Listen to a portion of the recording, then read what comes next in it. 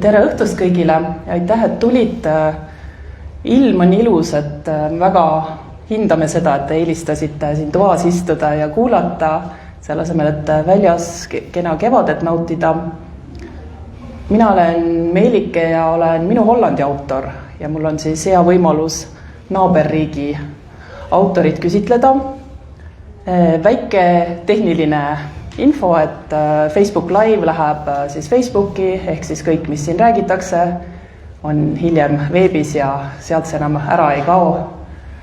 Kui on küsimusi, et me teeme mingi hetk ka küsimuste vooru, et siis palun käsi püsti ja siis mikrofoni neiu jookseb, et muidu Facebooki vaatajad lihtsalt ei kuule küsimust, et nad vastust kuulevad, aga et kõik läheks ilusti heliga ka ja meil on tegelikult ka väike märkmik siin, et kui te soovite Petrone Printi uudiskirjaga liituda, kus meil on siis kõik need uued raamatud, uudised, põnevad asjad, et kui te ei ole veel meie uudiskirjaga liitunud, siis on võimalik oma meiliaadress kirja panna ja saate siis värsked uudised esimesena teada, et väike üllatus, et paar tundi tagasi tegime näiteks podcasti koos Kristiinaga, nii et katsume siis rääkida asjadest, mida me ei rääkinud podcastis ja mida ei ole ka raamatus, sest muidu te kuulate esitluse ära ja ei tahagi raamatut üldse lugeda. Mul on väga hea meel, et see raamat on üks korralik 2 käe raamat, et see ei ole kiire lugemine, seda peab mõttega lugema ja ma usun, et igaüks leiab siit midagi endale. Tere, Kristiina! Tere, Meelike! Ma alustan sellest, et saksa keel on üsna sarnane eesti keele kirjapildiga, aga siiski väiksed vimkad siin on. Kuidas su perekonnanime hääldada, et ei läheks pärast kassasse küsima, et palun mulle Kristiina Oelsneri raamatut, et kuidas su nime hääldada? Täpselt nii hea küsimus, et OE hääldatakse ikkagi ööna, et mitte Oelsner, no. on kuulda, vaid Ölsner. Et kui ma seda raamatut kirjutasin, siis ma tegelikult täitsa mõtlesin, et väga mõtleks, see küsimus tuleb kohe kindlasti. Et mis oleks, kui ma kirjutaks pseudonüümi alt näiteks ja paneks kirjaniku nimeks ikkagi Kristiina Ölsner selle ööga. Aga siis ma mõtlesin, et ei, et ma pigem ei riski, et võib-olla abikaasa ei ole väga vaimustuses sellest, et kui ma seda peaksin niimoodi tegema. Nii et nüüd ei jäägi muud üle, kui lihtsalt seda OE-d niimoodi õppida ja nähtavasti ma ütlen kohe ette ära, et ma kirjutan sellest ka raamatus, et see on üks siuke naljakas koht. Nii, see on siis selge. Saksa keelest, kas on midagi, mida sa tahaksid öelda, et kas te teadsite, et saksa keeles on midagi sellist või midagi naljakat, huvitavat? Midagi naljakat, huvitavat. Ma ei tea, kas saksa keel on naljakas keel. Et tegelikult lapsed siin raputavad pead, et tegelikult ikka ei ole. Aga saksa keel on päris raske. Seda on päris raske õppida ja eriti minu jaoks, et et see on ikka paganama segane. Ja esimesel Saksamaal aastal ma sain sellise huvitava nipi, et kui sa ikkagi artiklit ei tea, siis kõik väiksed asjad on alati das. Et siis kui ei tea, et kas on ikka das Haus, der Haus, siis sa ütled das Häuschen ja siis see on kindlasti õige, et see majake. Jätke meelde, et das sobib alati.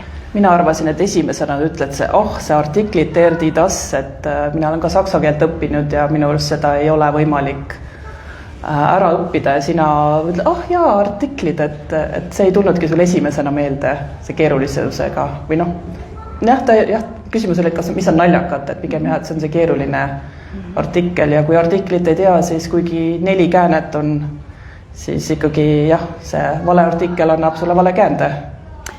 Absoluutselt, nii ongi, jah. Mõtlesin, et oleks huvitav, intrigeeriv meestest võib alati rääkida, eks ole? Appi. Hea, et abikaasa ei saa aru. Et mina saan ka öelda, et minu Hollandi abikaasa on saksa juurtega, et peale saksa päritolu nime, temas ei ole eriti sakslast, et milline on saksa mees? Ma arvan, et ma ei tea, kas minule tohib seda küsimust esitada, et võib-olla ma annaks selle küsimuse edasi abikaasale, aga siis me läheme edasi saksakeelseks ja saksa mees on saksakeelne. Kas sellest piisab või? Vist mitte. Aga inimene on inimene ja mees on mees ja võib-olla, ma arvan, et mingis mõttes sakslased on ka eestlastele sarnased. Et neis on samasugused iseloomuomadused, võib-olla sakslastele meeldib ka natuke selline privaatsus rohkem. Saksa huumor sarnaneb ka Eesti huumoriga ja võib-olla ütleme nii, et saksa mees on selline keskmine Eesti mees. Kas sobib niimoodi? Tantsulõvi on ka? On sellised eksemplare ka, ma olen neid näinud, aga ma ei ole nendega lähemalt tutvunud. Aga milline on saksa naine? Et nüüd sa ju saad võrrelda, et kui sa meeste puhul küsiks abikaasalt nõu või vastust, aga milline on sinu arvamus, et milline on saksa naine? Väga head küsimused täna. Neid ma üldse ei valmistanud ette. Saksa naine ta on võib-olla natukene pragmaatilisem kui Eesti naine. Saksa naine ei oota, et uksi lahti tehakse. Saksa naine võib-olla ei oota, et restoranis makstakse, kuigi samas natuke ta loodab seda küll. Saksa naine, teate, ma kirjutan oma raamatus ka hästi palju oma hobist, kirest, moest, oma kunagisest kleidiärist. Ja kui ma sellega alustasin, siis ma arvasin, et saksa naine kindlasti kleiti ei kanna, sellepärast, et võib-olla need, kes Saksamaal on käinud, siis teate, et tänava pildis naisi kleitides väga hästi ei näe. Aga tegelikkuses on ka nii, et ka saksa naine kannab kleiti. Nii et põhimõtteliselt, mu tütar vaatab mind väga sellise kurja pilguga hetkel, et tegelikult ma peaks nüüd ütlema, et jah, et saksa tüdrukutele väga meeldivad kleidid. Jah, ta noogutab. Ja jah, inimene on nagu inimene ikka ja ma arvan, et eestlasena võib Saksamaal ennast küll väga koduselt tunda. Jõudsimegi kleitideni, et ma palusin sul ette valmistada ettelugemise, et kuna sa ilmselt iga päev eesti keeles ei loe asju valjult ette, siis rahulikult omas tempos ongi üks peatükk, tõesti pealkiri ongi, et kas saksa naine kannab kleiti ja sellest on üks hästi armas lugu, mis ma siis palun Kristiinal ette lugeda. Jah, hea meelega. Hallo? Hüüan küsivalt. Ja, me tuleme, kostab vastu karedalt kõlav mehe hääl. Kulm tõmbub imestusest kortsu. Mees. Telefonis rääkisin ju ometi naisega. Sammud lähenevad. Kuulatan uuesti ja olen peaaegu kindel, et inimesi on rohkem kui üks. Tere päevast, ütleb vanem härrasmees viisakalt. Tema käevangus on hallipäine abikaasa. Sirutan tervituseks käe, kuid vaid mees võtab selle vastu. Märkan vilksamisi naise pilgus kumavat hallikat tühjust. Mees võtab ettevaatlikult naise mantli ning riputab selle varna. Palun neil edasi tulla ning ateljee diivani listet võtta. Mis teil minu juurde toob? Küsin samal ajal kohvi ja selle kõrvale väikeseid mandliküpsiseid serveerides. Meil on varsti teemant pulm. Möödub 60 aastat abiellumisest, ütleb mees igat sõna venitades ning segab lusikatäie suhkrut naise tassi. Arvutan kiirelt. See tähendab, et mu tänased kliendid peaksid olema vähemalt 80 aastat vanad. Turu-uuringuid tehes arvasin, et mu sihtgrupp jääb vahemikku 30–50. Pärast jugendvaia kogemust alandasin seda märgatavalt. Aga 80-sed ei tulnud mulle pähegi. Millistes kleitides tunnete end kõige paremini? Pöördun naise poole. Küsin seda kõikidelt uutelt klientidelt. Naine tõstab aeglaselt tassi alustassilt ja viib selle ettevaatlikult huulte juurde. Hetk hiljem ilmub naise näole naeratus. Põskedele tekib tuhandeid väikeseid rõõmsaid kortsukesi, kuid silmad jäävad kõige selle juures endiselt külmaks. Kui ma veel noor olin, kandsin hea meelega taevasinist, alustab ta, ja itsitab nagu teismeline tütarlaps. Pluusile kukub pruunikas kohvitilk. See ei näe teda häirivat. Kunagi oli mul peenike talje, armastasin seda rõhutada ning kleidil võiksid olla lühikesed varukad. Teen kiire visandi ning ulatan naisele 4 erinevat sinist kangast. Silm ütleb, et ta aastate jooksul kadunud taljet annab kõige paremini taas leida väikeseid volte kasutades. Olen moealal ise õppija, kuigi viimasel ajal jõuan järjest sagedamini mõtteni, et peaksin end erialaselt täiendama. Mulle meeldib inimesi nõustada, aga mõnikord tunnen, et hobist ja tunnetusest üksi jääb väheks. Õnneks olen Eestis leidnud õmbleja, kes korvab oma oskustega minu õmblusalased puudujäägid. Mees haarab kangad enda kätte ja uurib neid hoolega.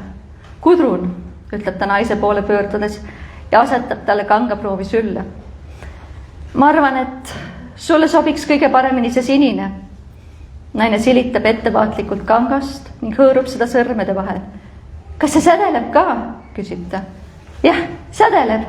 Samamoodi nagu meie esimesel ühisel kirmesel, vastab mees. Märkan naise suunurgast tukslemas peaaegu nähtamatut naeratust. Jälgin nende omavahelist vestlust. Sellest kumab rohkemat kui lihtne abielusuhe. Mees kirjeldab naisele kanga värvi iga väiksematki nüanssi, illustreerides oma juttu mälestustega. See on selline taevasinine, nagu sellel postkaardil, mille me Palatoni järve ääres su vanematele saatsime. Siis, kui me lastelastega seal puhkasime ja tagasiteele üks piiripunkti kinni jäime, sest arvati, et tahame Ungari kaudu läände põgeneda. Naise laubale ilmuvad mõtlikud kortsud. Jah, see oli just see sügis, enne müüri langemist, jutustab ta. Mäletan, kuidas me pakkisime lapsed oma väiksese trabanti ja sõitsime läände veel öösel kohe pärast seda, kui uudistest piiride avamisest teatati. Ja tervitusraha eest ostsime oa kohvi, lisab mees muigiga. Alles nüüd taipan, et naine on pime. Mees on tema silmad, võtan naiselt mõõdud ja teen joonise. Naine kirjeldab, mees täpsustab detaile. Nad on justkui üks tervik. Pärast abielupaari lahkumist istun veel pikalt ateljee diivanil, täiendan joonist ja koostan õmblejale kleidi kohta võimalikult täpse info. See peab tulema täiuslik. Aitäh. Kas see kleid tuli täiuslik? Jah, tuli küll. Tõesti, et see on üks kleite, mis mul on tõesti väga selgelt veel meeles ja see, kuidas nad tulid ja sellele kleidile tulid järgi ja kuidas nad ütlesid, et jah, me soovitame teid edasi ja see oli väga ilus emotsioon. See on nagu nii armas katkend, et algul loed ja kui sa nagu kiiruga loed, sa ei panegi tähele, et see abikaasa teeb kõike, eks ole, paneb talle suhkrut tassi ja siis, kui tuli see koht, et nüüd ma taipasin, et see naine on pime, siis mul tulid külmavärinad peale, kui ma lugesin, et väga armas lugu just selle sinu äri, ilmselt mõte tõesti, et see naine sai endale selle täiusliku kleidi ja mulle väga meeldib, kuidas sa mainid, et sa alati küsid, et millises kleidis te tunnete ennast kõige paremini. Millised on siis need saksa naiste kleidid? On nad mugavad, praktilised? Nad on väga erinevad tõesti, et mäletan, et tavaliselt tuldi minu juurde, et tõesti piltidega või ka lihtsalt mõtetega.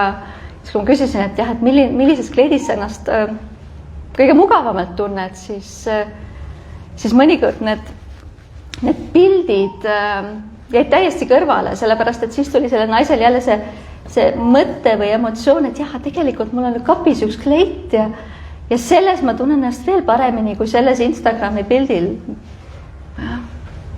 Et jah, mis kleidid, et võib-olla kui konkreetselt olla, siis armastatakse, võib-olla ei armastata kleite, mis on liiga ümber, kleitidel peavad üldjuhul varrukad olema ja mis kõige olulisem ja mis minule endale ka kleitide juhul meeldib, on see, et kleidid peavad olema taskud. Absoluutselt. Kui kleidi taskud ei ole, siis seda ei tasu osta. Või tuleb siis õmble juurde minna, et palun, monteerige taskud. Täpselt. Et miks on niimoodi, et meestel on alati pükstel taskud ja naiste kleitidel, kas naistel siis ei ole taskurette või? No, naiste pükstel on need fake taskud tehtud, et teksapüksid on, et tundub, et oleks ja siis on ainult petekas. Täpselt, kõik naised ei taha käekotte kanda, et mulle meeldib, kui mul on tasku ja mul peavad olema taskud.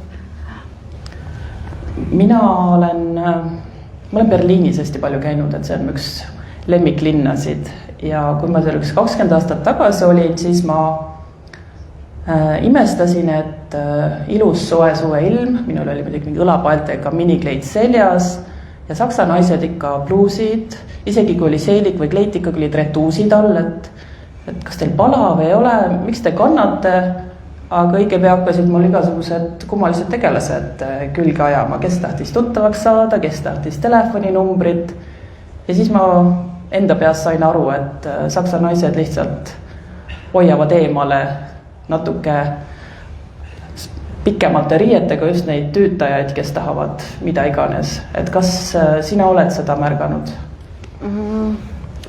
Võib-olla niimoodi otseselt isegi ei ole, aga ma ei ole ka kuskil niimoodi väga minikleidis ringi jooksnud, et sellist tunnet tekiks.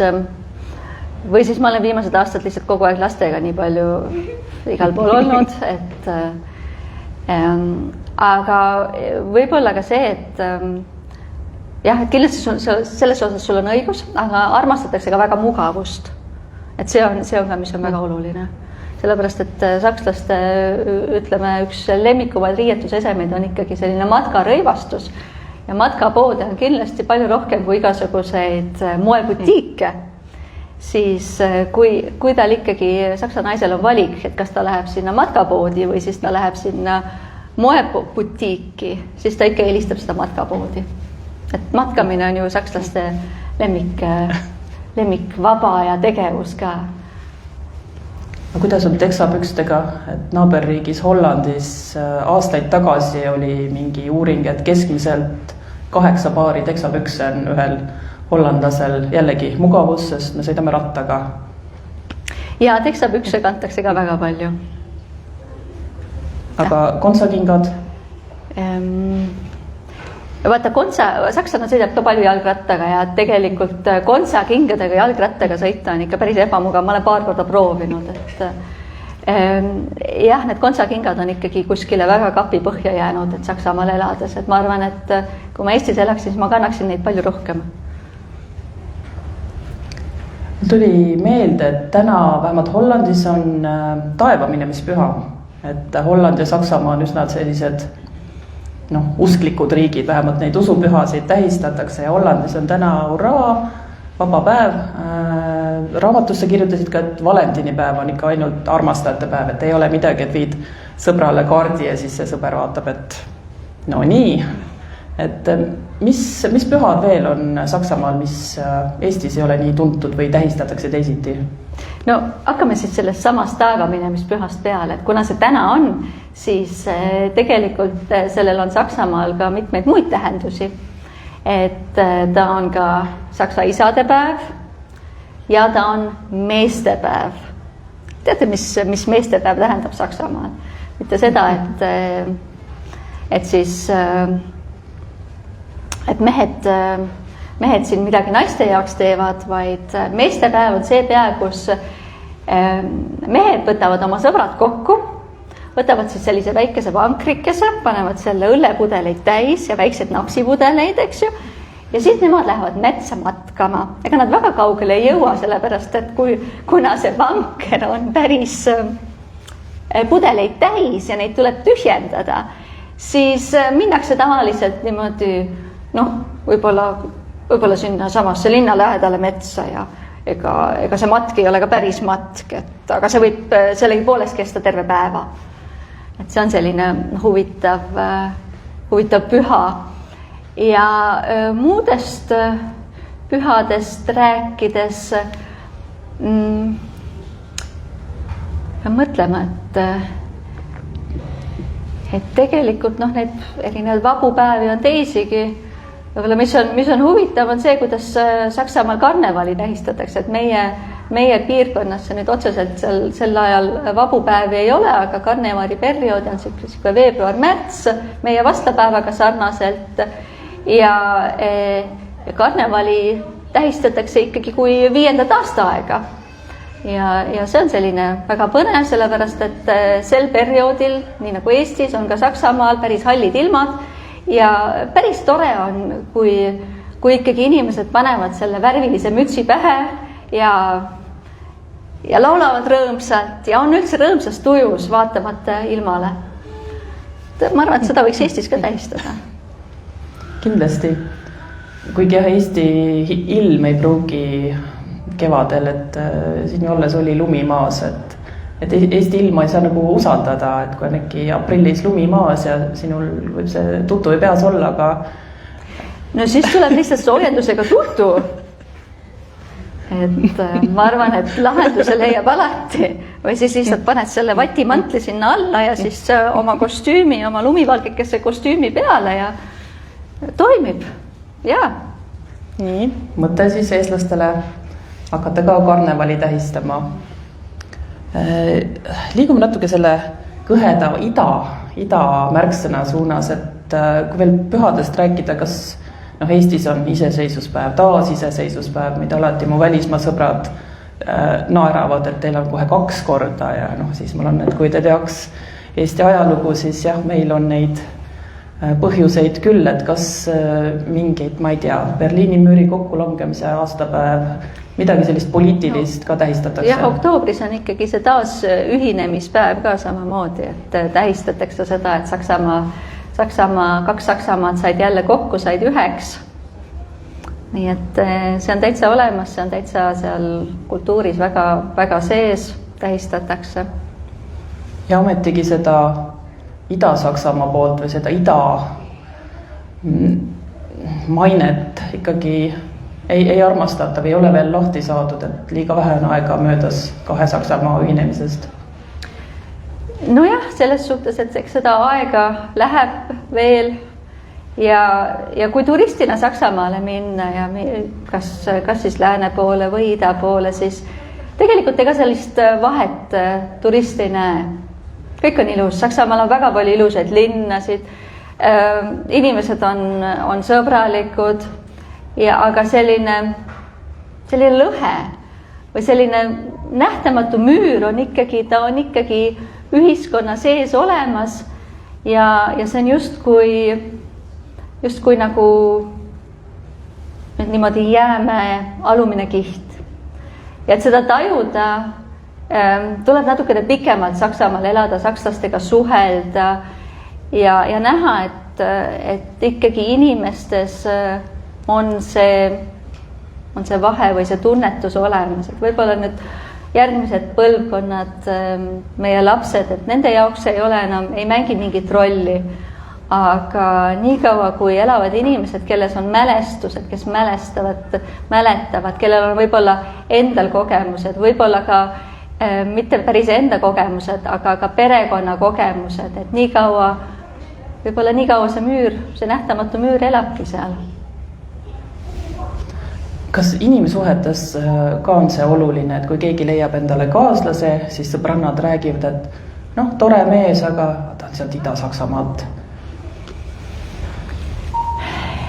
Jah, võib-olla tõesti, et jah, ma nagu ei oskagi öelda, et kas mul endal nagu sellist kogemust otseselt ei ole, aga ma olen jutte kuulnud ja jah, siiski on nii.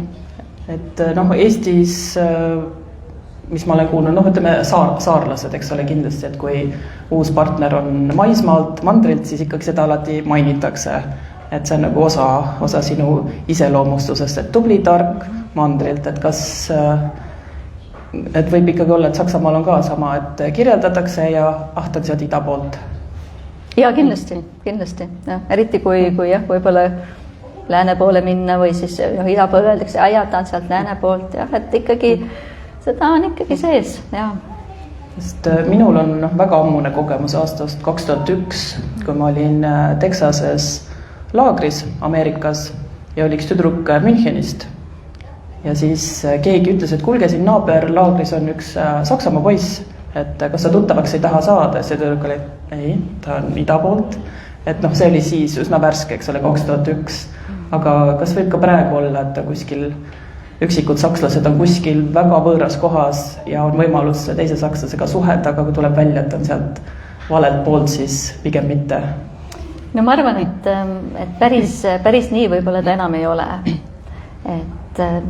Et ikkagi võib-olla nii kardinaalsed need stereotüübid enam ei ole.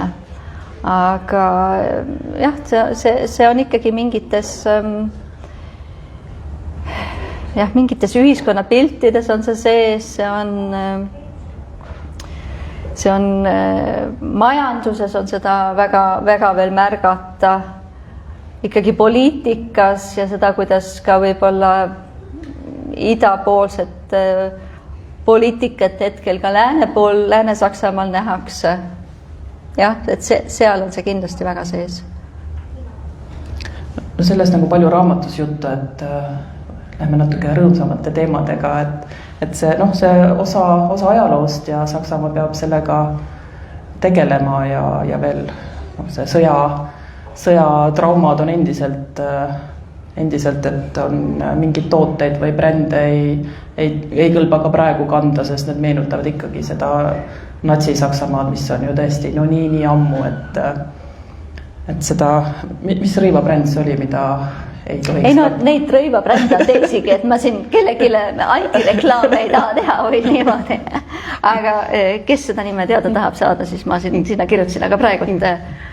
Ja kas mingid soengud ja multidisain on ka keelatud või ei ole soovitatav? Jah, teatud juukselõikused tõesti, et kui ikkagi juuksed väga palju ei ole, et siis võib või siis selline pruuni värvi kandmine ka võib-olla. Ja. Et siin praegult ongi, ma töötan ülikoolis ja seal ülikoolis on meil kampaania, et kuldne pruuni asemel. Ja siis see kuldne värv sümboliseerib väga sellist avatud ühiskonda ja pruun on ikkagi sellise natsi-Saksamaa sümbol. Ja siis hetkel ongi see, et sel nädalal me igale poole paneme selliseid kuldseid lippe, et näidata seda, et meie ikkagi näeme seda maailma teistmoodi.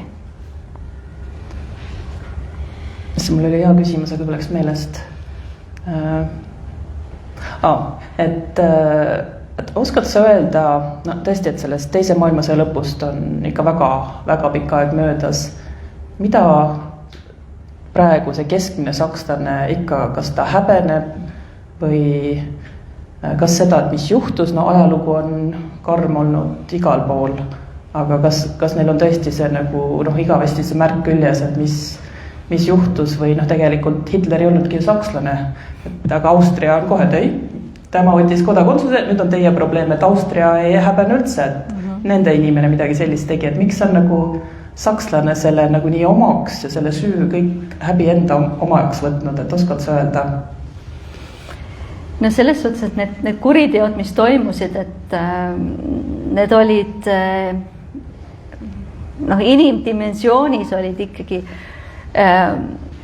üle mõistuse jubedad ja sakslane on seda ka endale teadvustanud, et mis ikkagi ajaloo käigus on juhtunud, mis selle riigi territooriumil on juhtunud, et paljud riigid ei teadvusta oma minevikku ja Saksamaa teeb seda ja kuigi noorem põlvkond muidugi ütleb, et see juhtus enne minu aega, enne minu sündi, et see ei ole ikkagi minuga seotud. Et jah, et see küll ei ole konkreetse indiviidiga seotud, aga selline ühiskondlik generatsioon, põlvkondade ülene mälestus on ikkagi miski, mis on jäänud. Ja miski, mis mingis mõttes kantakse ka järgmistesse põlvkondadesse, aga teadmisega ka, et midagi koledat on juhtunud ajaloos meie territooriumil, meil siin samas lähedal, aga me ei taha, et see kunagi jälle korduks. Aga millele sakslane on uhke rahvuse või oma riigi üle, et mida sakslane räägib nii, et silmad lähevad särama, et vot see on Saksamaalt. Ma ütleks kohe Deutsche Pünktlichkeit, aga siis mulle tuleb meelde Deutsche Bahn, Saksa raudtee, et nemad ei ole sellest kuulnud. Võib-olla kunagi on, aga hetkel, kui te Saksamaale plaanite reisida, siis võtke ikka korralikult aega, et nende rongidega seal liikuda. Aga jah, et ikkagi Saksa täpsust, Saksa kord, Saksa kvaliteet, et ikkagi nende toodete kvaliteedi üle ollakse uhked ja võib ka öelda, et toodete kui ikkagi teada, et made in Germany, siis see kvaliteet on ikkagi üldiselt olemas, kui ei ole just tegemist esmaspäeva hommiku tootega. Jah. Aga kes on kõige kuulsam inimene, kelle puhul nad ütlevad, tema on sakslane? Neid on nii palju, kui aus olla, selles suhtes, et sakslasi on ju igas valdkonnas, igas kirjanike näitlejad, et see ei ole nagu niimoodi, et Eestis, et me nüüd räägime Arvo Pärdist ja paneme tema ausambaid igale poole, et need kuulsaid sakslasi on lihtsalt nii palju, et oleneb, kas me räägime spordist, kas me räägime kunstist, näitlejatest. Kes on kõige kuulsam näitleja? Kes on kõige kuulsam näitleja või? Tegelikult ma arvan, et see on küsimus, mida peaks üldse esitama publikule, sellepärast, et mina võin neid nimesid siin nimetada, aga me võime kontrollida, et kas publik kes on publiku jaoks kõige kuulsam sakslane? Just. Kes on kõige kuulsam sakslane, kui te mõtlete Saksamaa, see inimene sakslane? Mina ütlen Michael Schumacher, minu celebrity crush väga pikalt. Klaus Kinski. Korda seda nime äkki kuuldud. Ma äkki ütlen valesti. Mis nimi see oli? Klaus Kinski. Klaus Kinski. Ei teagi. Jah, no tõesti, mina ütlesin Schumacher, nii et... Aga jah, tegelikult jah, et tõesti, et neid nimesid on olenevalt sellest, et mis valdkonnas inimene tegeleb, et me võime ka jalgpalluritest rääkida, et neid Saksamaa jalgpallureid on väga palju kuulsaid ja selles suhtes, et ma arvan, et igaühel on oma nii-öelda Saksamaa iidol võib-olla. Palun ära küsi, kes minu Saksamaa iidol on nüüd. Võtsin küsimuse ära, eks. Publik kindlasti tahab teada. Mina ei taha, aga publiku soovil. See on minu Saksamaa. Võib-olla paar aastat tagasi ütleks, iidol ta vist ei ole ka, aga kes on väga kaugele jõudnud, võib-olla noorem põlvkond ka väga hästi teab, on Heidi Klum, sakslane. Kas ta nüüd iidol on? Jah, iidol. Aga jah, et neid on nagu päris mitmeid.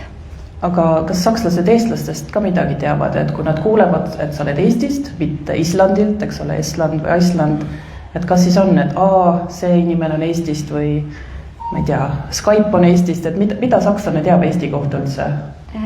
Kunagi öeldi küll Skype, jah, kunagi öeldi Skype. Aastal 2003, kui ma esimest korda Saksamaale sattusin, siis Eestit väga ei teatud ja siis ma võisin täiesti vabalt rääkida seda, et jah, et ma tulen küll sealt Eestist, sealt Estlandist ja et te küsite, kus see Eesti on. See on Lõuna-Aafrikas. Alguses küsiti, et oled sa kindel? Ja, see on Lõuna-Aafrikas. Ja jäädi uskuma täiesti, et seda ma enam päris rääkida ei saa, et enam Eesti ei asu kuskil Kesk-Aafrikas, Lõuna-Aafrikas, Põhja-Aafrikas, et nüüd ikkagi teatakse, kus Eesti asub. Paljud on Eestisse reisinud, paljud osatakse öelda, et jah, et Eesti, et teil on väga ilus loodus, teil on väga palju metsa, siin saab hästi matkata, nagu me rääkisime, sakslastele meeldib matkata.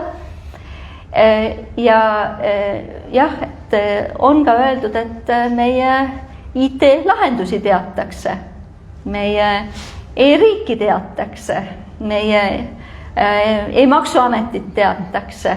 Ja see on muidugi jah, kõikide sakslaste selline utoopia, et samamoodi nagu Marsile sõit, et kas päriselt saabki nagu tuludeklaratsiooni 5 minutiga ära teha. Aga seda hästi ei usuta. Meil saab kaardiga maksta igal pool. Ja. Noh, Saksamaal saab ka enamjaolt saab juba päris hästi kaardiga maksta, aga kui sinna sõita ja tahta näiteks bratwursti süüa, siis peaks ikka mõni euro sularaha kaasas olema, sellepärast, et ega nad igal pool seda kaarti hea meelega ei näe ja tihtilugu on sildid ka, et alates 10 eurost, alates 15 eurost, et sularaha on ikkagi kuningas. Kuidas seda bratwursti jõuab sööma? Seal raamatus on kirjas, et kes läheb, et ta ei paneks valed kastet sinna peale. Bratwursti tuleb süüa ikkagi sinepiga. Bratwursti tuleb süüa saia vahel. Võimalikult palju neid, mis on need saksa keeles kohlenhydraate. Kes oskab saksa keeles? Süsivesikud, täpselt, aitäh. Põhimõtteliselt jah, et saia vahel palju süsivesikuid, pikk vorst, sinep peal, jumala eest, mitte ketšupiga. Mu tütar vaatab ka, et tema armastab väga ketšupiga seda bratwursti, aga kui me räägime ikkagi klassikalisest bratwurstist, siis jumala eest, sinep.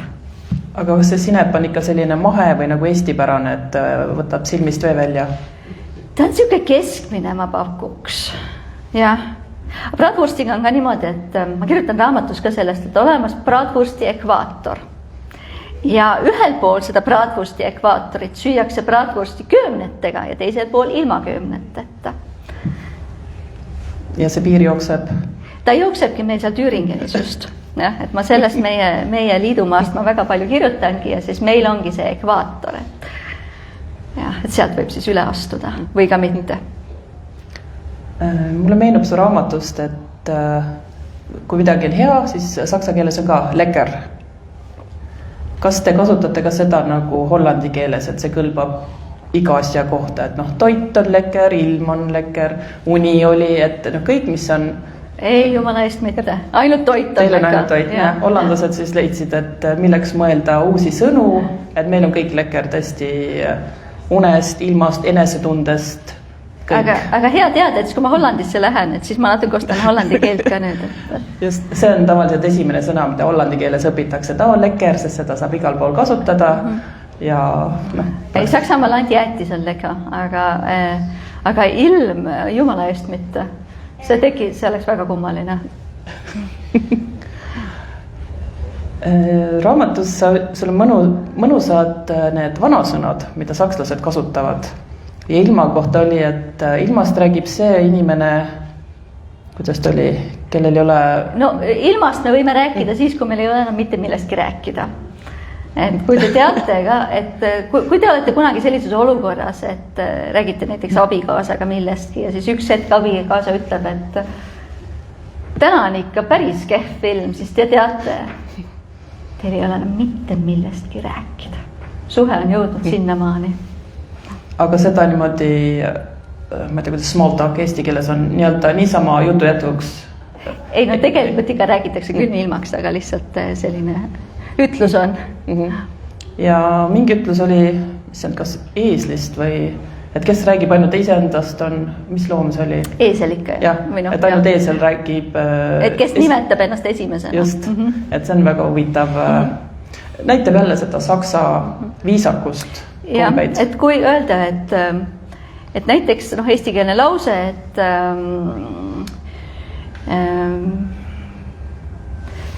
mina ja Meelike käisime Tartus, siis sakslane, kui ta tahab olla ikka viisakas, siis ta ütleb ikka Meelike ja mina. Et ikkagi nagu öelda, et ainult eesel nimetab ennast esimesena. Samas siga on õnnesümbol. Siga on täiesti õnnesümbol, jah. Et see on nagu, kui keegi sind seaks sõimab, siis ei, no, võid võtta nagu, tegelikult on ju kompliment. ei no ikka päris nii otseselt võib-olla mitte. Aga kui öelda, et mul oli ich habe Schwein gehabt, et mul oli täiega õnne, et siis kasutatakse seda sõna siga küll ja siga kui selline näiteks kaisuloom võib seda kellegile täiesti kinkida, öelda, et jah, et näed, mul on sulle selline õnnekink, eks ju, väike seakene. Aga ta on ka laiskuse sümboliks või sünonüümiks või kasutatakse, kas oli mingi selline jah, ütlus, et kui sa oled laisk, kuidas ennast siis... See on selline sisemine sigakoer, öeldakse, Schweinehund. Et... sisemine laiskus, et välja näitad, et oled tubli ja töökas, aga kodus. Et kui kodus ei viitsi midagi teha, siis kasutad seda enda kohta. Võib ka nii öelda, jah. Siin olekski hea lugeda üks teine katkend raamatust, siis natuke sellest töökultuurist. Et kuidas sul oli üks tegelane ja kuidas ta siis tööolukorras käitus. Jah, et see on natukene ka sellistest kultuuride vahelisest konfliktist. Kuidas me siit alustasime, eks ju. Hiina ateljeenurgas ripuvad 3 uut biokleiti. Õhtusinine eest lühike ja tagant pikk Adriana, naiivselt roosa õhulises šifoonist Julia ning pika lõhikuga lendlev punane Charlotte, Muhamedi ja minu ühislooming. Hiljuti lõime oma esimese kollektsiooni terviseks klaase kokku. Misha ka muidugi. Ta lubas hakata kollektsiooni müügiga tegelema. Kevadeks on plaanitud terve rida kleidiüritusi. Puudutan ettevaatlikult punast Charlottet. Kangas on libe ja külm ja nii imeilus. Näen aknast, kuidas Mohamed ateljee ees seisma jääb ja raaguspuu all sigareti süütab. Hingan sügavalt sisse ja uuesti välja. Märtsivihm ei näi teda heirivat. 5 pika minuti pärast heliseb ukse kohal olev kelluke ja Mohamed astub sisse. Kus sa olid eelmisel nädalal? Ma ei saanud sind kätte ja siit ma sind ka ei leidnud, küsin peale tervitust. Haige olin, ütleb ta ja kaob tagaruumi käsi pesema. Kas sa arsti juures käisid? Uurin edasi. Hei, ma oskan ju ennast ise ravida. Miks peaksin väikese külmetusega kohe arsti juurde jooksma? Ega ei peagi, aga kui sa kauem kui 3 päeva haige oled, on sul haiguslehte vaja ja sa oleksid pidanud ka mulle teatama. Selgitan võimalikult rahulikult. Minule kui tööandjale on see ainuke võimalus kaotatud tulusid tasa arveldada. Ma ei taha, et mind kontrollitakse. Mohamed ägestub ja lööb rusikaga vastu lauda. Hetk hiljem ei suuda ka mina enam oma häält taltsutada. Ma ei kontrolli sind. Lihtsalt, kui sa niimoodi ära kaod, on mul haiguslehte vaja. Sa pead mulle selliseid asju ütlema. Enesele märkamatult surun käed rusikasse nii, et küüned tungivad sügavale naha sisse. Ma ei taha tülitseda, aga ma ei taha ka, et keegi mulle pähe istuks. Mohamedi muidu jäised silmad põlevad nagu Jaani ussikesed juunikuu metsas. Sa oled täpselt selline orjapidaja kui kõik teised. Me pidime partnerid olema. Just sinusuguste pärast ma tahtsingi teha oma firmat, karjub ta. Tunnen, kuidas kõhus keerab. Vastan teravamalt, kui plaanisin. Partnerid teatavad, kui nad ära kaovad. See on professionaalsus, mitte orjapidamine. Mohamed ei vasta, vaid tõmbab jopeluku uuesti kinni ning virutab ukse enda järel nii tugevasti kinni, et ukse kohal rippub kelluke maha kukub. Jään talle suu ammuli järele vaatama. Kas see on see hetk, kui kultuurid omavahel põrkuvad, nagu professor Richter kunagi aastate eest oma loengus rääkis? Või on need lihtsalt 2 erinevat isiksust, mina ja Mohamed, kes ei peaks tegelikult koos töötama? Vaikuse katkestab kõrvaltoa ukse krigin. Misha astub õmblusnurka. Selle asemel, et uurida, mis toimub, või üritada meid lepitada, nagu ta tavaliselt teeb, ütleb ta vaikselt. Uudistes öeldi, et kogu Saksamaa läheb alates homsest koroona pärast lukku. Meil tuleb kõik kevadised üritused ära öelda. Kas selliseid ülereageerimisi või no tõesti, et ma olin haige, mis ma pidin sulle ütlema, et juhtus ka teistega või oli see tõesti see kultuuride kokkupõrkumine? Võib-olla kultuuride või siis tõesti ka inimeste kokkupõrkamine, et jah, inimesi on igasuguseid ja üldiselt see oli minu roll tööandjana Saksamaal, aga ise tööl olles siis kogemused on tegelikult üldjuhul positiivsed. Kas hilinemist võetakse ikka nii nagu vanasti, et see saksa täpsus, et kes on ikkagi paar minutit hiljaks jäänud, siis juba tehakse nägusid nagu Eestis? Jaa, ikka sakslane on ikka täpne, välja arvatud Deutsche Bahn. Ja ülikool, kus on see akadeemiline veerand aktsepteeritud. Aga meil näiteks tõesti töö juures ülikoolis, siis kui ikkagi meie tiimi koosolek hakkab kell 9, siis me alustame ka kell 9, et kui ikka kolleeg tuleb 9.02, eriti online miitingute puhul on tõesti seda väga näha, kui kolleeg tuleb 9.02, siis vaadatakse küll niimoodi, et selge. Aga sellises vaba aja kontekstis, kuidas siis on hilinemine, et mina oma Eesti ajast, kui ma Eestis elasin, mäletan, et ütleme 5 minutit oli selline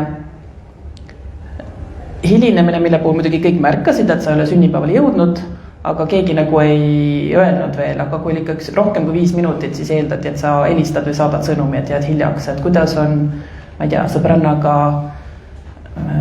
berliinerit ja kohvi nautima minnes, et kuidas siis on see hilinemisega?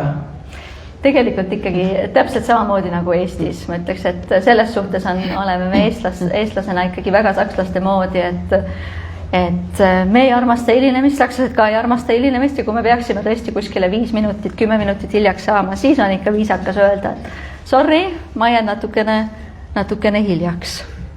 Ja. Mulle meeldis see koht sul raamatus, kuidas spontaansust nii-öelda sakslased põhjendavad, et palju lihtsam on olla spontaanne, kui see on kõik ära planeeritud. Et siis nagu ei lähe midagi valesti ja tegelikult on kõik hästi, et kas nad tõesti planeerivad kõike, kas külla saab ootamatult minna või on ka nii nagu Hollandis, et kui sa ei ole ikkagi aega kirja pannud, siis sa ei tohi ootamatult kellegi ukse taha lilledega ilmuda? Ja ei, üldjuhul ikkagi aeg tuleb kinni panna ja ma olen seda ise küll kohanud, et tihtilugu, kui ma siin maikuuses ütlen, et mis siis oleks, et millal me siis kokku saame, ise mõtlen, et järsku siis järgmine nädalavahetus, siis tullakse siis oma kalendriga ja öeldakse, jah, mul siin septembri 3. nädalavahetusel ei ole midagi ees, et siis täitsa sobib. Sama nagu Hollandis, et selles suhtes nad on ikkagi sarnased, kuigi muus mõttes minu arust ei ole hollandlased ja sakslased kohe üldse sarnased, aga see on küll. Et kas on veel midagi, mille puhul sakslane on ikkagi väga, väga jäik, et ma ei tea, kuskil küla vahel ootab rohelist tuld, kuigi autosid ei tule, aga tema ootab foori taga, sest ei ole viisakas või taha liiklusreegleid rikkuda, kuigi kedagi ei ole nägemas, et kas on veel mingeid selliseid, kus nad on ikkagi väga oma kommetes ja harjumustes kinni? Jah, kindlasti see, et valgusfoor on ikka püha ja ülekäigurada on samamoodi püha ja püha on ka lõunasöök. Et lõunat tuleb ikkagi lõuna ajal süüa, mitte näiteks kell 3 või 4, nagu eestlane sööb, millal eestlasel kõht tühjaks läheb. Ja kui kell 3-4 kellegile külla minna, siis suurema tõenäosusega siis ikkagi sooja toitu ei pakuta, et siis ikkagi pakutakse kohvi ja kooki, sellepärast et see ei ole ju lõunaaeg, kui neile külla minna, et ikka kellaajad on küll väga olulised. Jah, et mida süüa, mis kella ajal või et nüüd siis hakata, ma ei tea, hommikul järsku kartulisalatit sööma, et siis vaadatakse ka imelikult, et mis mõttes, et see ei ole ju hommikusöök on ikkagi saiakesed, et mitte kartulisalat, et eestlane vaatab, et näed, eelmisest peost külmkapis jäi natuke kartulisalatit järgi, et ma täna saan hommikul ära süüa, et ei, sakslane seda küll nii ei tee. Tehakse ka ikka toiduportsud täpselt sööjate arvu järgi või kuidas? et noh, et ülejääk ei jääks või need lihtsalt ei jäägi või nad oskavad arvestada, et noh, nii palju sööme ja homme on uus toit? No seda päris ei tehta, et selles suhtes, et ikkagi tehakse rohkem, et Saksal on praktiline, et siis saab ikka järgmisel päeval ikkagi lõunat süüa ja ülejärgmisel päeval ka võib-olla õhtust süüa ja aga siis see toit peab nagu sobima, et mida kõlbab järgmisel päeval lõunaks süüa juhtuks, et ta ei ole siis vale toit. Jah, aga tead, ma olen näinud ikkagi inimesed salaja söövad ka mõnikord valesid toite. Salaja. See on täitsa minu isiklik huvi, et esoteerika, et sul on seal raamatus kaartide panekust natuke juttu, et ennustati midagi väga isiklikku, mis läks täide, et kuidas sakslane suhtub kaardipanijatesse, nõidadesse, ennustajatesse või nad on ikkagi nii pragmaatilised ja asjalikud? No üldiselt ollakse pragmaatilised, aga noh, näiteks kui rääkida näiteks homöopaatiast, mis on võib-olla Eestis on selline, et vaadatakse, noh, kus alla see nüüd siis käib, siis Saksamaal täiesti haigekassad toetavad seda, et saadki aastas mingisuguse summa eest homöopaadi juures käia oma kuulikesi. Aga mingeid ebauskumisi või midagi, mida musta kassi ei kardeta või midagi sellist tüüpilist on, et mida sakslane teeb või ei tee, et jumala eest midagi juhtuks? No ma arvan, et musta kassi kardetakse sama palju, kui eestlased kardavad musta kasti, et ma nüüd ei ole kohanud, et seda ei kardata või et seda õudselt kardetakse, et see oleneb täiesti inimesest. Mõtlen, et tegelikult ausalt, et sakslased ja eestlased ei ole üldse nii erinevad, et lihtsalt jah, et mingis mõttes me võime siin Eestis täiesti öelda, et meil on ikkagi nii palju sellist saksa mõju olnud siin ajalooliselt, et eestlasena Saksamaal elades ei tunne, mina näiteks ei tunne end küll nii võõrana, kui ma võib-olla oleksin, kui ma Itaaliasse koliksin või Hispaaniasse koliksin, et see vahe ikkagi ta ei ole nii suur. Kas on äkki publikul küsimusi tekkinud, et kui on, siis palun käsi püsti ja siis meil mikrofon. Ja üks küsimus ongi. Ja kes see küsib?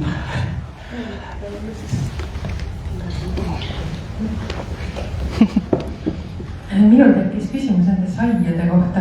Me ei osati seda sinult üldse varem küsida, et me oleme nii sarnased nendega, eestlased, sakslastega.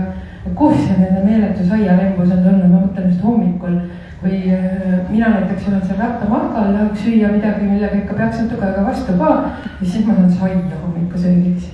Et kas on olnud juttu, kus see tuleb või miks see nii on?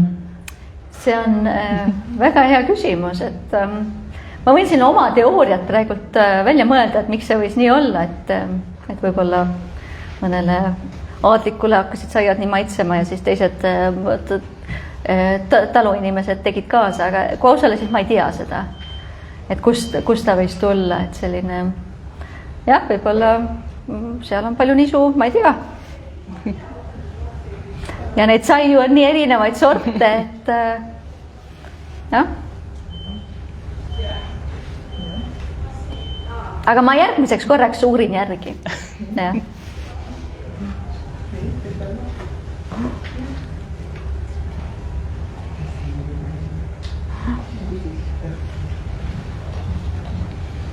Ma vist ei saanud aru enne, mis tööd te ülikoolis teete? Jah, ma töötan Weimari ülikoolis ja ma korraldan sellised lühikesi suveülikoole seal. Et sellised, mis üliõpilastele selliseid väga positiivseid kogemusi pakuvad. Palun rääkida, kas idasakslased on ebausklikud ja kui siis milliste asjade suhtes? Ebausklikud, see on väga hea küsimus, et ma pean nüüd mõtlema, et kas ma olen sellise asjaga kokku puutunud, et võib-olla mingisugused ebausu teemad on nii nagu eestlaselgi, et kui ikkagi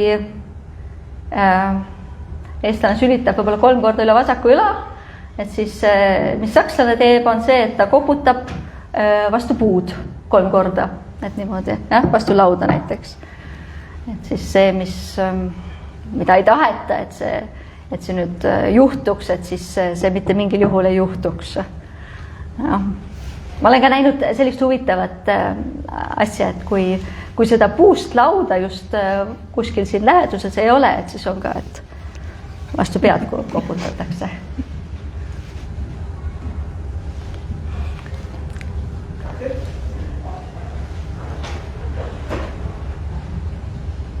Ma küsiks seda, et kui eestlased on sellised tagasihoidlikumad ja väga ei taha midagi küsida, et kuidas siis sakslastega on, kas siis kui öeldakse publikule sõna või midagi, kas nad võtavad või kergemini? Täiesti oleneb sellest, et kes see publik on.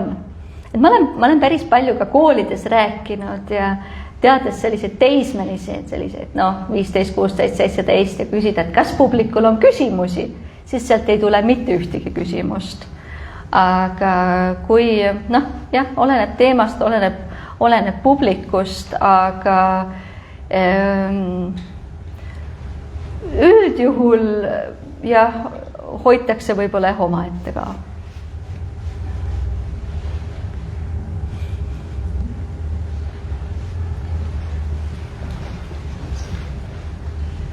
Mina tahan seda küsida, et mida sa selle sinu Saksamaa puhul tegelikult kõige rohkem armastad, et sa sinna ikkagi nüüd ju püsima oled jäänud?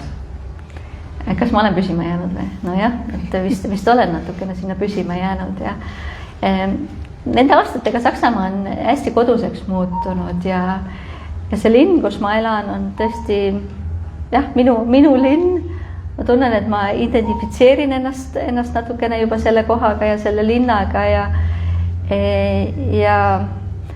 eks see ongi selline võib-olla mingis mõttes elu erinevate kultuuride, erinevate riikide vahel, et mingis mõttes alati, kui ma olen Eestis, mõtlen, et pagan, Saksamaal on see ja too ja päris toredad asjad, et ma täitsa igatsen neid asju siin Eestis olles ja kui ma olen Saksamaal, siis ma jälle igatsen asju ja eriti inimesi, mis on Eestis, et kõige parem oleks, kui ma saaksin natukene võib-olla Eestit natuke Saksamaale viia ja või siis Saksamaad Eesti, et kuidagi niisugust kompotti luua, et see oleks täiesti ideaalne elu, aga ideaalset elu ei ole ja siis ma olen õnnelik sellega, mis on.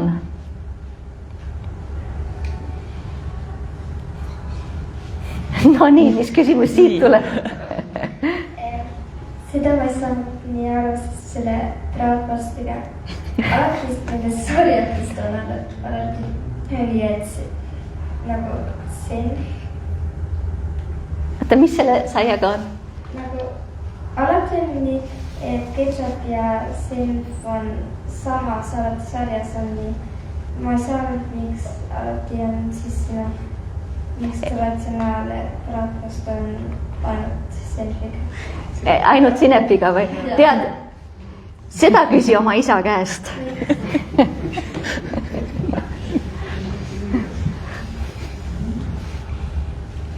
Kas on veel küsimusi või täitsa julgelt küsida? Ja, meile seostub Ida-Saksamaa tavaliselt Saksa demokraatliku vabariigiga, mis on DDR. Kas teil on ka sellega üldse kogemust olnud? Mul tundub, et vist ei ole. Ega ei ole küll, selles suhtes, et isiklikku kogemust tõesti ei ole. Sest et kui mina jõudsin Saksamaale, siis DDR enam ei eksisteerinud. Ja kui mina sündisin, siis ta küll eksisteeris, aga minu jaoks sel perioodil Saksamaa üldse ei eksisteerinud, et ma olin lihtsalt liiga väike selle jaoks veel. Et minu jaoks see Ida-Saksamaa või see DDR on ikkagi Saksamaa, mida ma olen kuulnud inimeste lugudest ja mida ma tunnetan just selle sotsiaalse suhtlemise kaudu. Ja mul endal tõesti kogemust ei ole.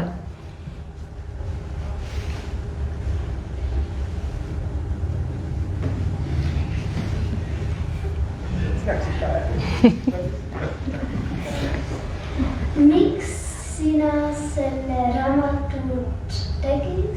See on väga hea küsimus muuseas, et miks mina kirjutasin selle raamatu ja jah, super küsimus, millel ma isegi nii hästi ei oskagi kohe vastata, et miks ma talle üldse kirjutasin. Aga ma tundsin, et seal on nii palju lugusid, mis ei ole räägitud.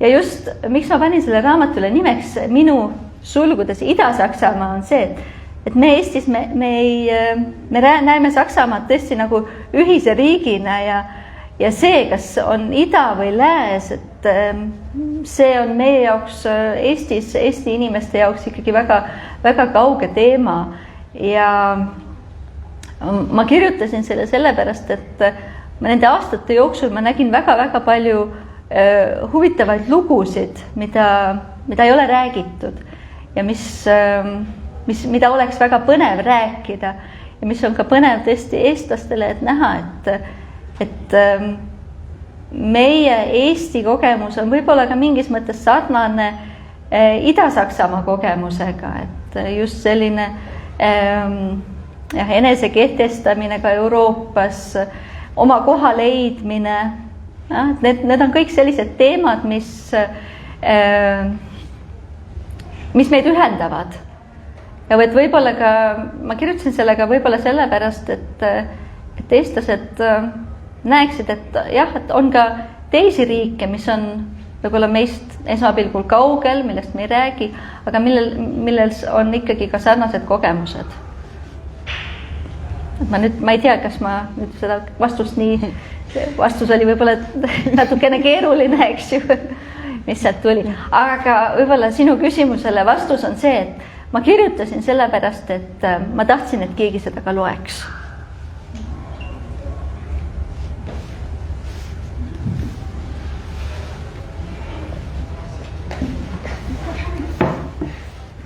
Ma tahtsin ka kirjutamisprotsessi kohta küsida, kui kaua sul läks ja sa oled nii kaua Saksamaal elanud, kuidas sa otsustasid, mis läheb sinna sisse ja mis ei lähe sisse? See otsustamine, mis ei lähe sisse ja mis läheb sisse, et see oli ikkagi päris keeruline, et kuidas, kuigi ta tuli päris mahukas, et see raamat tõesti on päris raske, et ma siin mõtlengi, kuidas ma neid transportima hakkan, kuna ma tahan neid Saksamaale ka võtta, et päris palju lugusid jäid seal raamatust ikkagi välja ja kirjutamisprotsess, ma peaks ütlema, et ma olin ise ka üllatunud, et kui kiiresti see kirjutamine ikkagi läks, et ühel hetkel ma hakkasin kirjutama, kirjutasin ühe lause, kirjutasin teise lause, kirjutasin kolmanda ka ja siis mingi hetk vaatasin, ongi need peatükk, ongi valmis. Ja siis tuli järgmine peatükk, ülejärgmine peatükk ja nii edasi ja nii edasi. Ja kokkuvõttes, et ma arvan, et selline aktiivne kirjutamisprotsess ilma nüüd siis kõige muuga, mis raamatu avaldamise juurde kuulub, nagu toimetamine ja nii edasi, et ta võttis võib-olla pool aastat aega.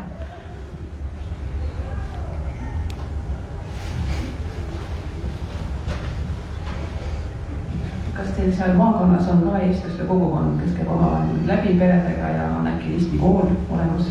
Ja täitsa on olemas, et ma pean tunnistama, et mul on isegi üks väike selline roll seal, et ma olen täiesti meie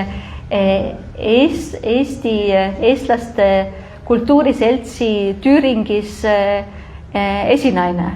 Ja me olemegi teinud oma Eesti kooli sinna, sest et minu jaoks on hästi oluline, et minu lapsed ja kõik nende lapsed ka, kes meil seal elavad, et meil oleks ikkagi selline võimalus kokku saada ja aktiivselt eesti keelt õppida, ja tekiks ka suhe Eestiga. Ja mõnikord mul on selline tunne, et meie kogukond, et me olemegi seal rohkem isegi eestlased, kui me mõnikord, kui eestlased Eestis on, sellepärast, et me ikkagi teeme vabaliigi aastapäevaks, me teeme kartulisalatit ja kiluvõileibu, me peame jaanipäeva, me teeme mardipäevaks mardimaske ja nii edasi ja me ikkagi üritame seda Eesti identiteeti seal väga aktiivselt hoida. Ja.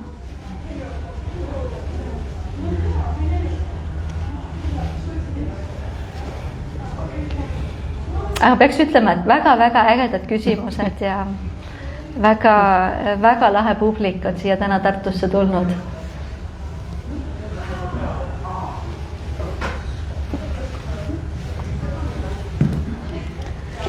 Ma vist lõpetuseks küsikski, et mis jäi kripeldama, mis ei läinud raamatusse, kas lihtsalt toimetaja võib-olla vaatas, et tähemärgid on juba täis või et noh, siin lastel jäi juba esitluses kripeldama, et mis teema ikka selle sinepiga on ja et kas sul oli mingi lugu, mille puhul mõtlesid, et see oleks võinud sisse minna, aga no sul oli palju, sest kui raamat läks trükki, siis oli niimoodi, et läks trükki, aga no nii palju jäi veel kirjutamata, et kas on midagi, mida sa oleks tahtnud just selle, kas nüüd sinu loo või selle Ida-Saksamaa poolega, mis oleks võinud veel raamatusse minna, aga noh, lihtsalt kõigil on piir. Huvitav on see, et neid lugusid hakkas juhtuma just peale seda, kui ma olen käsikirja ära andnud. Ja siis ma hakkasin jälle mõtlema, et vot see, mis täna juhtus, et see on nii põnev lugu, et selleks oleks kohe kindlasti pidanud kirjutama. Aga noh, elu on see, et ta läheb ikka edasi ja ma lõpetan oma selle viimase peatükiga mõttega, et tegelikult et see ei ole minu viimane peatükk minu Saksamaa teekonnas. Et see teekond läheb edasi ja need peatükid, võib-olla sinna kunagi tuleb mõni muu peatükk veel juurde, jah? Et jääme siis ootama, kus seda lugeda saab. Paberilt, veebist, tuleb sinule külla tulla, et saaks seal kohvi taga kuulda. No pressure at all, aga selles suhtes, et jääme praegu selle raamatu juurde, et just, neid lugusid. 328 lehekülge, siin on ikka puhast kulda ja mõttekohti, et täna on siis Apollo klubikaardiga või liikmetele on ka soodushinnaga raamatud. Ja ma arvan, et sellega saabki lõpetada selle väga põneva teekonna mineviku ja tuleviku vahele, nagu siin see alapealkiri on, et tõesti see Saksamaa on väga suur ja mitmekülgne ja tasub külastada ja tasub lugeda, et kes reisile ei kipu, siis see raamat viib teid ja igas mõttes reisile, et mälestustesse, mõtetesse, unistustesse. Tõesti, mõnus raamat, et see on selline rahuliku lugemise raamat, et ei pea kiiruga läbi lugema. Tahad sa veel midagi lõpetuseks öelda? Tahan seda öelda, et tõesti, et aitäh teile kõigile, et te tulite. Aitäh, te võtsite aega, et see on minu jaoks väga-väga oluline teid kõiki siin näha. Ja jah, mis ma siis oskan öelda, et võib-olla siis raamatulehtede vahel kohtume. Just, aitäh teile!